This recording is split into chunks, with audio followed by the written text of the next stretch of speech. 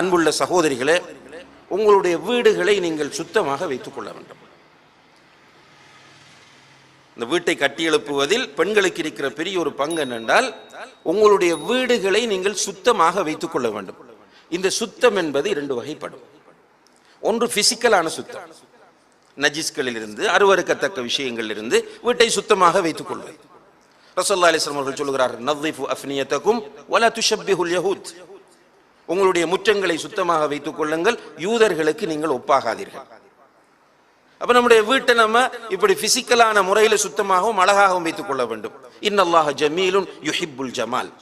நிச்சயமாக அல்லாஹ் அழகானவன், அழகையை விரும்புகிறான். அப்ப வீட்டில் மரங்கள், தோட்டங்கள் இவைகளை வளர்ப்பது, வீட்டை கிளீன் பண்றது, வீட்டில் உள்ள பொருட்களை உரிய இடங்கள் வைப்பது, பெட்ரூமை நீட்டா வைப்பது, பாத்ரூமை நீட்டாக வைப்பது, இப்படியான விஷயங்களில் நம்ம கவனம் செலுத்த வேண்டும். இது ஒரு பக்கம். இன்னும் ஒரு பக்கம், நம்முடைய வீடுகள் ஷிர்கான விஷயங்களிலிருந்து சுத்தப்படுத்தப்பட வேண்டும். இதுதான் அடிப்படையானது.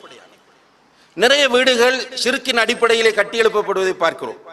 ஆரம்ப காலங்களில் நீங்க பார்த்தா, வீடு கட்டுவதற்கு நிலம் தோண்டும் போதே கோழி அறுத்து அந்த இரத்தத்தை அந்த குழியில போட்டு, அல்லது ஃபர்ஸ்ட் அடிக்கல் நாட்டும் போது கோழி அறுத்து நிறைய ஃபாத்திஹாக்கள் ஓதி இப்படியான முறையிலே கட்டி எழுப்புவார். ஷிர்கின் அடிப்படையில் தான் போத்தல், குப்பி போத்தல அதுல மந்திரங்களை செய்து அதை உள்ள புதைச்சி இப்படியான முறையில் தான் ஆரம்பங்கள் செய்வார்கள். இப்ப நமக்கு அது புரிஞ்சிட்டு ஷிர்க்குன்னு.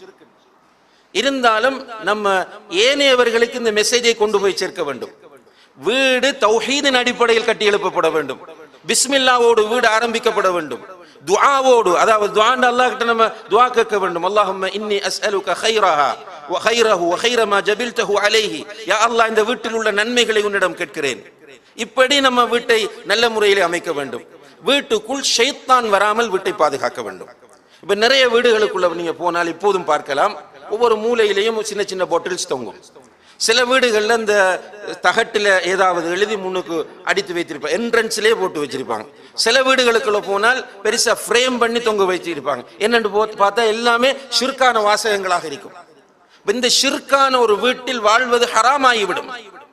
அந்த வீட்டில் வாழ்ந்து எப்படி நம்ம அமைதியை பெற முடியும்? அல்லாஹ் குர்ஆனில் சொல்கிறான், அல்லதீன ஆமனு வலம் எல்பிசு ஈமானஹும் பிதுல்மின் உலாயிக லஹுமுல் அம்னு வஹும் முஹ்ததூன். யார் ஈமான் கொண்டு அந்த ஈமானோடு ஷிர்கை கலக்காமல் இருக்கிறார்களோ, ஈமான் கொண்டு ஈமானோடு ஷிர்கை கலக்காமல் இருக்கிறார்களோ அவர்களுக்குத்தான் பாதுகாப்பு, அவர்களுக்குத்தான் அமைதி, அவர்களுக்குத்தான் நிம்மதி, அவர்கள்தான் வெற்றி பெற்றவர்கள் என்று அல்லாஹ் சொல்கிறான். எனவே நம்முடைய வீட்டுக்குள் இருக்கிற ஷிர்கான அனைத்தையும் வெளியேற்றி விடணும். அதுல பிரதான மாண்புள்ள சகோதரர்கள், நான் திரும்பவும் ஃபர்ஸ்ட்டுக்கு சொன்ன ஒரு விஷயத்தை ஞாபகப்படுத்துறேன். என்னென்றால், இந்த சினிமா படங்கள் பாருங்க, நீங்க அந்த நாடகங்கள் ஆரம்பிக்கும் போது என்ன வருது வீட்டுக்குள்ள? அல்லாஹ் பாதுகாக்க வேண்டும். இந்த வீடு யாருக்கு பிடித்தமான வீடாக இருக்கும்? மலக்குகளுக்கு இந்த வீடு பிடிக்குமா, ஷைத்தானுக்கு பிடிக்குமா? நிச்சயமாக இந்த வீடு ஷைத்தானுக்கு மிக விருப்பமான வீடாக இருக்கும். சிம்பிளாகவே அல்லாஹ்வுடைய தூதர் ஸல்லல்லாஹு அலைஹி வஸல்லம் அவர்கள் சொன்னார்கள், லா ததுகுலுல் மலாயிகத்து பைத்தன் ஃபீஹி கல்புன் வலா தஸாவீர். நாயும் உருவப்படங்களும் இருக்கிற வீடுகளுக்கு மலக்குகள் வரமாட்டார்கள். எப்படிப்பட்ட மலக்குகள்? ரஹ்மத்துடைய மலக்குகள், அன்பு கருணைக்குரிய மலக்குகள் அந்த வீட்டுக்குள்ள வரமாட்டாங்க. என்றால் நாயும் உருவப்படங்களும் இருந்தாலே இந்த நிலை என்றால், பஜனை இருந்தால், இசை இருந்தால், அசிங்கமும் ஆபாசமும் இருந்தால், குப்பைகள் இருந்தால் எப்படி மலக்குகள் வருவாங்கன்னு யோசிப்பாரு. இப்ப இதனாலதான் வீட்டுல பிரச்சனை. நிறைய தடுமாறுறாங்க நிறைய பேர். அல்ஹம்துலில்லாஹ், நீங்க பார்க்கலாம், உங்களுடைய வீடுகளை நீங்க சுத்தமாக வைத்திருக்கும் போது சில நேரம் பொருளாதார வசதி குறைவா இருக்கு, ஆனா சந்தோஷமா இருக்கு. ஷிர்க்குகளில் இருந்து, பாவங்களில் இருந்து வீட்டை நீங்கள் சுத்தப்படுத்தி வைத்துக் கொண்டிருக்கும் போது உங்களுடைய வீட்டில் ஒரு பரக்கத் இருப்பதை நீங்கள் உணர்வீர்கள். வீட்டுக்குள்ள ஒரு நிம்மதி இருப்பதை உணர்வீர்கள். நீங்க ஒன்றா உட்கார்ந்து சாப்பிடக்கூடிய சூழல் இருக்கும். உங்களுடைய மனைவி, கணவன், பிள்ளைகள் எல்லோரும் மனம் விட்டு பேசக்கூடிய சூழல் இருப்பதை நம்ம பார்க்கிறோம்.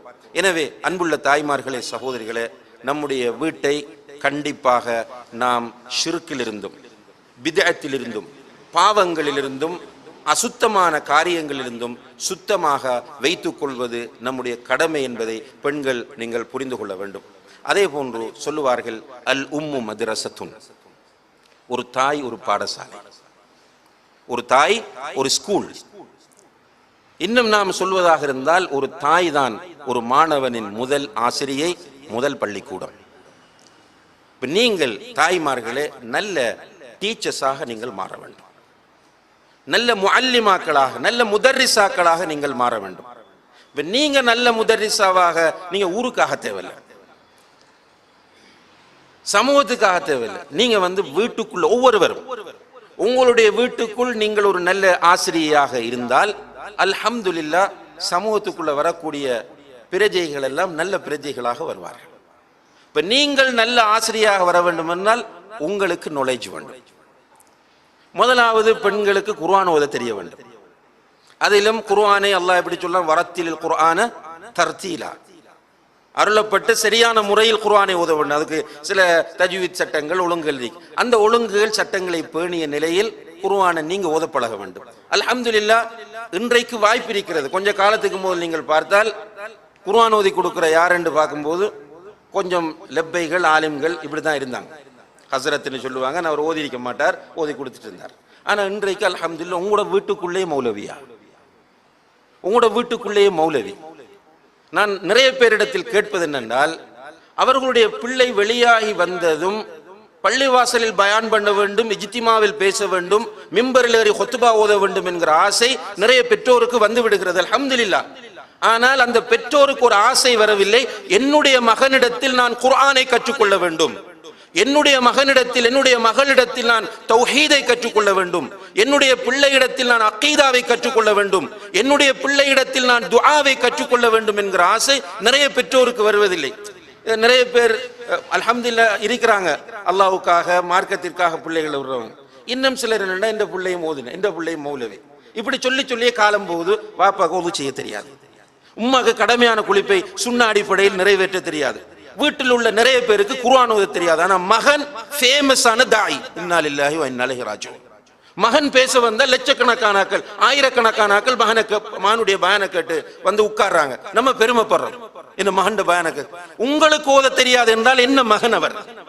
ரெண்டு சைடும் பிழை, மகனிடத்திலும் பிழை இருக்கிறது, அதே நேரத்தில் உங்களுடைய சைடிலும் பிழை இருக்கின்றால் சிலருக்கு முற்றத்து மல்லிகை மணப்பதில்லை. சில பெற்றோர் தன்னுடைய பிள்ளைகளையே பயன்படுத்தாமல் இருக்கிறார்கள். அப்ப நீங்க நல்ல டீச்சர்ஸா மாறணுமாக இருந்தால், தாய்மார் வீட்டில் இருக்கிற முதலாவது பாடசாலை, ஒரு பிள்ளையின் முதல் ஆசிரியை என்று சொன்னால் நீங்கள் நிறைய படிக்க வேண்டும். உங்களுக்கு அகீதாவில் ஓரளவாவது நுழைஞ்சிருக்க வேண்டும்.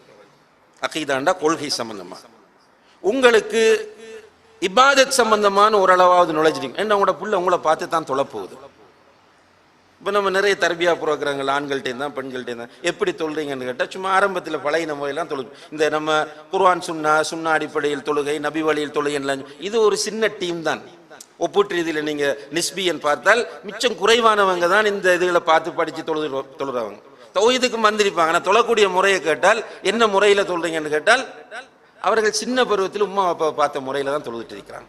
இப்போ உம்மா வாப்பா சரியான முறையில் தொழுதால், சரியான முறையில் ஒது செய்தால், சரியான முறையில் குளித்தால், சரியான முறையில் குர்ஆன் ஓதினால், சரியான முறையில் சாப்பிட்டால், சரியான முறையில் அல்லாஹ்வை பற்றி பிள்ளைகளுக்கு அறிமுகப்படுத்தினால் நம்முடைய பிள்ளைகள் ஆட்டோமேட்டிக்காக சிறந்த பிள்ளைகளாக வெளியே வருவார்கள். அவர்களுக்கு ஒவ்வொரு சந்தர்ப்பத்தில் ஓதுகிற துஆ தெரியும். உம்மா வாப்பாக்கு இன்றைக்கு சாப்பிட்டு முடிந்ததும் என்ன ஓதுவது என்று நிறைய பேருக்கு தெரியாது. நிறைய உம்மா வாப்பாமாருக்கு அதான் சொன்னால் என்ன துஆ ஓத வேண்டும் என்பது தெரியாது. இப்படி இருக்கும்போது பிள்ளைகள் படிச்சுட்டு வர துஆ சஹீஹா லஈஃபா, அந்த துஆ சரியா பிழையா இதெல்லாம் பார்க்க எப்படி நமக்கு முடியும்? ஆனா உண்மையிலே அங்க அனுப்பாமல் நாமே வீட்டில் வைத்து பிள்ளைகளை ஹாஃபிலாக்கலாம். இமாம்களுடைய தாய்மார்கள் அப்படி வீட்டில் வைத்து பிள்ளைகளை ஹாஃபிலாக்கி இருக்கிறார்கள். வீட்டில் வைத்து துஆக்கள் திக்ர்களை கற்றுக் கொடுத்திருக்கிறார்கள். எனவே உங்களுடைய வீடு நல்ல வீடாக, பரக்கத்தான வீடாக, சந்தோஷமான வீடாக, அமைதியான வீடாக மாற வேண்டுமாக இருந்தால் தாய்மார்கள் நல்ல டீச்சர்ஸாக மாற வேண்டும். இதற்கு என்ன அம்சங்கள் எல்லாம் தேவையோ அவைகளை எல்லாம் நீங்கள் உருவாக்கி கொள்ள வேண்டும் என்பதை நீங்கள் கவனத்திலே கொள்ள வேண்டும். எமது நிகழ்ச்சிகளை யூடியூப் வாயிலாக தொடர்ச்சியான பயான்களை பார்வையிட டாக்டர் முபாரக் மதனி ஆஃபீஷியல் எனும் யூடியூப் சேனலை சப்ஸ்கிரைப் செய்யுங்கள்.